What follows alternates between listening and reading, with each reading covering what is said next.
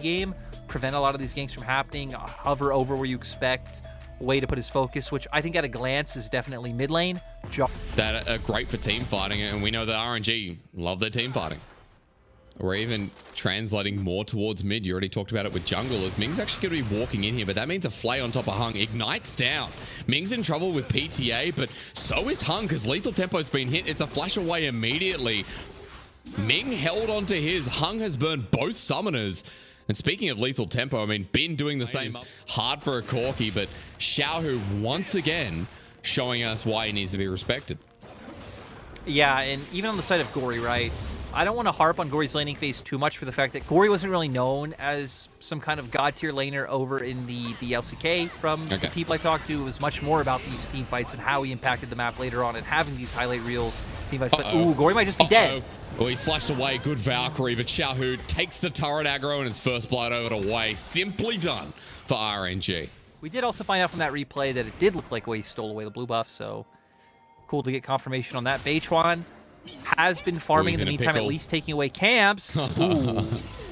Well, you know, he gets away. Yeah. I take that. Oh, no. Look at mid hysterics. Look at the mini map.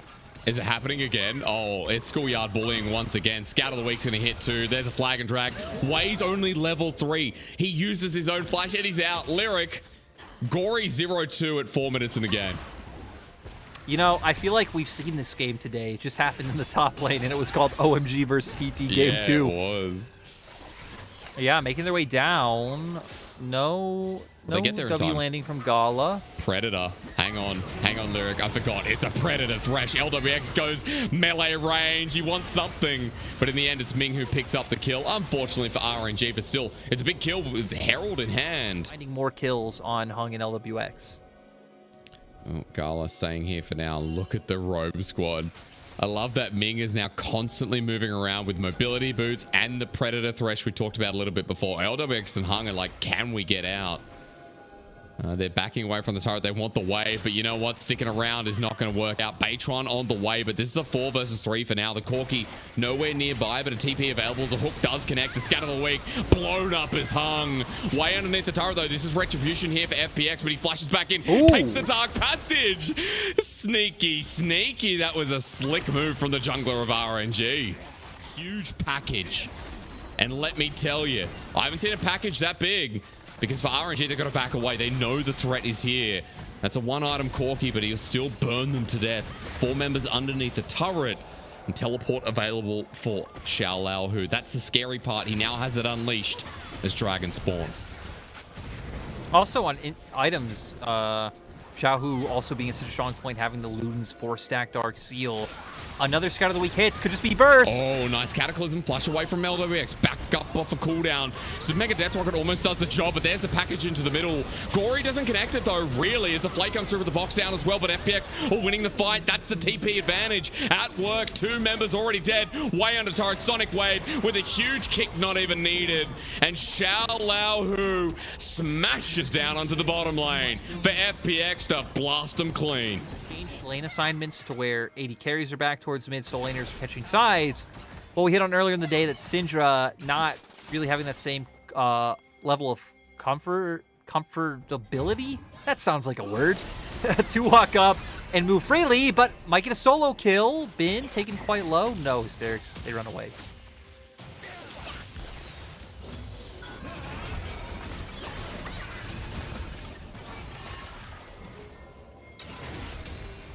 Team's turret has been destroyed.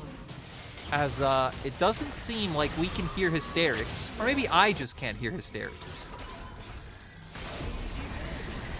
What RNG are doing here? They're playing sneaky in the bush. FPX have no vision here, and RNG know it. They're going to be walking up as there's a Cataclysm down, unleashes hell on the enemy, and it's going to be FPX who pick up the dragon, but they have to get pretty fast out of here. Gory with the package once again. It's a pick Lyric, but for the dragon, feels like FPX are happy to make that trade. It's meant to pick. It still does buy enough time for the other members of... Okay. Oh, he's dead again. It's a 3-item chase, but 2-item Corki with the Luden's Echo is going to start popping. The big one hits Ming, and that's an example of the damage. Xiaohu moving in, though, and that's a great Cataclysm into a choke as well, Lyric. A big play as Bin's going forward. The Gwen wants this, but The rest of RNG can't go any further. Not going to chase FPX. Oh, Pink's coming out for Baron.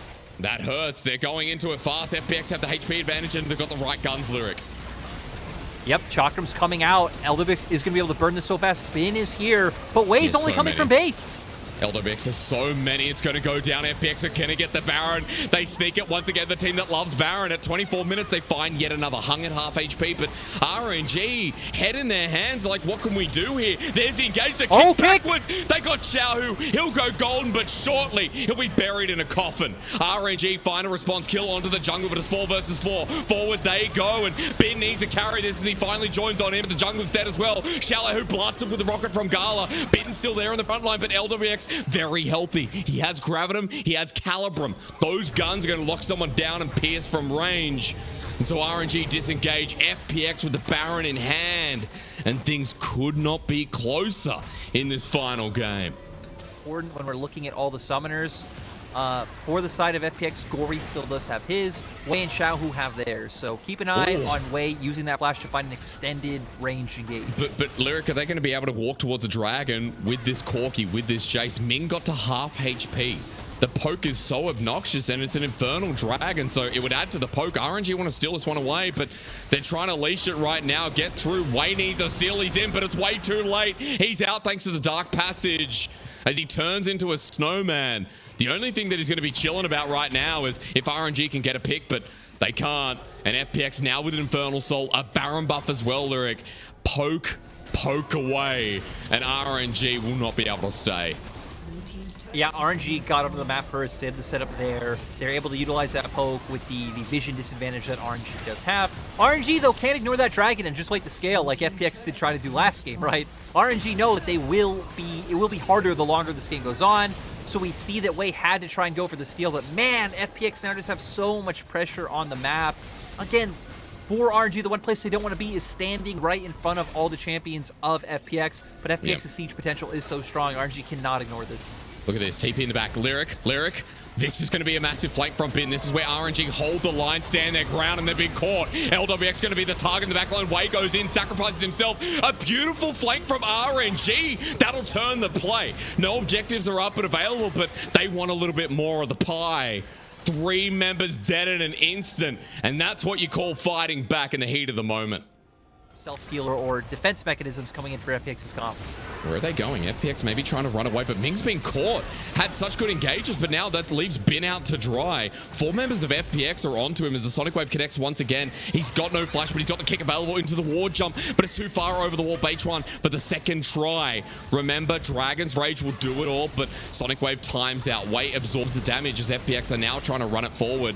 The Infernal Soul is absolutely slaughtering them. And Bin's trying to kite away. Gala's behind him, and he can't afford to let his AD carry get hit. As Bin absorbs the damage once again. Immune. Inhibitor's going to be the cost here, Lyric. That's Ming dropping down. And it's a minute 30 before the Baron. It's 3 minutes before the Elder. All that jungle camp's going to go. And for FPX, they still remain in control despite the great play from RNG. Looking to take out their first series of the LPL. Both these teams, I mean, this is what we want out of high caliber teams. Saucy action. You talked about juice until we get towards the Elder. I want to point out that the Corki, not important because Xiaohu's in a bit of trouble. Flay down, box down as well. Death Sentence doesn't connect. You've got to kill him. You have to kill Xiaohu because pings are going down from FPX. They're going to go do the Baron while you chase down the man with a big cannon. Good shutdown, but get towards the purple worm. I mean, sadly for the side of FPX, though, they were coming off resets when Xiaohu got caught in the side lane. True. They weren't just able to be like, hey, they're getting on top of our top laner, let's go straight to the Baron. Double TP. But it might not matter just because, once again, LWX having the Chakrams coming out, they just burned it so fast. But they're looking for Hung in the back end. They don't care about the Baron if they can get the kills, but Ming's obliterated immediately. Around Gala must go as LWX has his Chakram still there, but Bin's on the flank. Look at how diverted the fight is. H1 the next target, but the blowing upness continues from Gory. Holy moly. This is why Corki is absolutely ridiculous with the explosive build.